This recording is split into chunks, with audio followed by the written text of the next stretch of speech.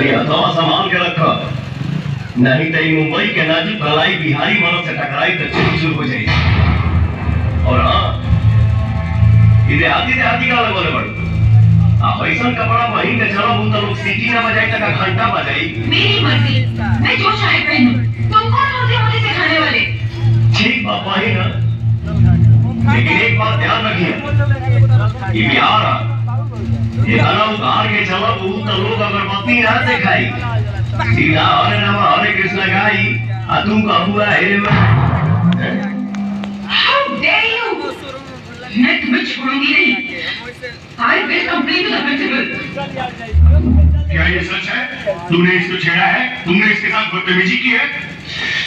Sir, हम इसको छेड़ नहीं रहे हैं, समझाने की कोशिश कर रहे हैं। कॉलेज में अगर लड़कियां ऐसे कपड़े पहन आएंगी तो लड़कों का ध्यान भटकेगा सर, पढ़ाई का क्या करेंगे? तो क्या तुम लोग की वजह से हम लड़के जीना छोड़ दें? तुम लोगों को खुद पे कंट्रोल नहीं है और नसीहत लड़कियों को देते हो। अरे यार, मैं कंफ्यूज हो गया हूँ, कौन सही है कौन गलत है? सर, आपको कंफ्यूज होने की कोई जरूरत नहीं है, हम आपको समझाते हैं। हाँ, ये काम कीजिए, हाँ। इसके काम को देखिए।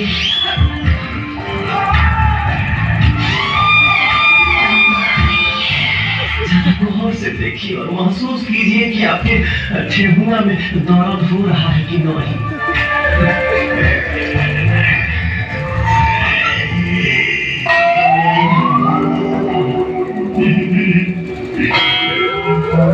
अरे वाह,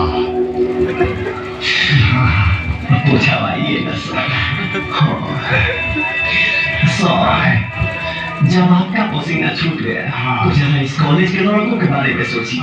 14 साल में जवान हो जाते हैं और शादी 26 साल के बाद होती है, उनका क्या हाल होता होगा? Thank you sir. ये सही कहना है। कल से तुम ढंग के कपड़े पहन के कॉलेज में आया करो। आप ये क्या कह रहे हैं सर? आपके कॉलेज में कोई ड्रेस कोड है कि ये पहनो ये मत पहनो? मेरी मर्जी, मुझे जो पहनना होगा मैं पहनूंगी, और अगर मेरी मर्जी होगी तो मैं कुछ नहीं पहनूंगी। हम का चिंता कर, जवन फेंके के रहे तो फेंक देगी। प्रणाम भैया, प्रणाम।